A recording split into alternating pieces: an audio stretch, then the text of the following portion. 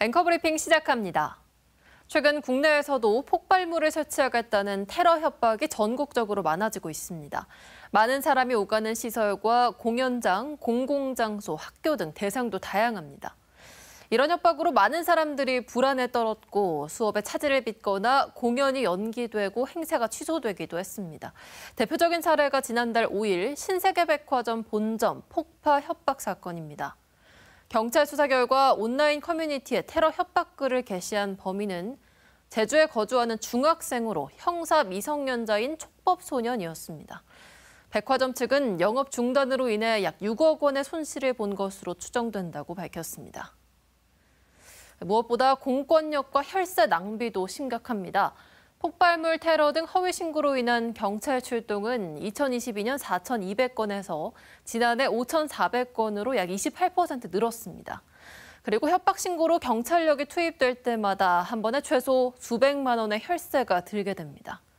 정부는 2023년 허위 협박범들에게 3건의 소송을 제기하며 1,200에서 4,370만 원의 손해배상을 청구한 바 있습니다.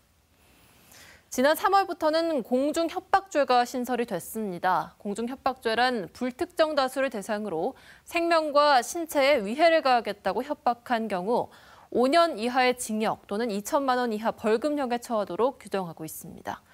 경찰청에 따르면 공중협박죄가 시행된 지난 3월부터 8월 말까지 관련 사건은 92건 발생했고 경찰은 64명을 검거했지만 재판에 넘겨진 건 15명에 불과합니다.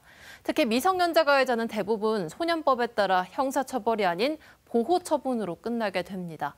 법이 있어도 실질적인 처벌은 없는 셈입니다. 결국 시행 초기 단계인 공중협박죄가 솜방망이 처벌에 불과하다는 지적이 나옵니다.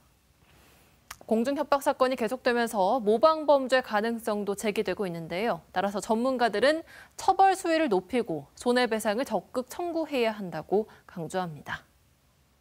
허위 테러 위협범들은 자기가 인터넷에 올린 거 그리고 팩 쓰는 거 이걸 가지고 그 많은 경찰력이 막 움직이면서 막 그 언론이나 방송에서 막 대서특필되는 것에 스릴을 느끼기 때문에 오히려 과도한 대응을 자제하는 것이 좋은 방법이다라고 하는 것이 이제 하나의 대응 전략인데요. 즉 불필요한 과도한 반응이 모방 범죄를 더 부추긴다. 이런 논리에 의한 것입니다. 그러면 어떻게 하느냐? 조용하고 아주 치밀하게 범인을 검거해가는 방법이다. 이런 거고요. 그래서 나온 것이 최근에 경찰청에서는 허위 협박 대응 그 매뉴얼을 만들어가지고 저위험인 경우에는 경찰 특공대를 보내는 대신에 순찰력을 강화하는 것으로 이게 좋은 방법입니다.